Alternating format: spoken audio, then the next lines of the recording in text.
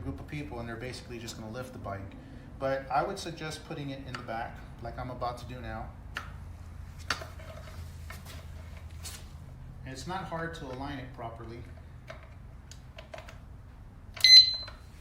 There you go, it's active. The color.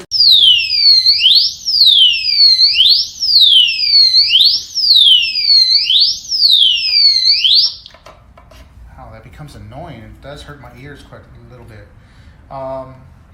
So yeah, just a real quick video there, guys.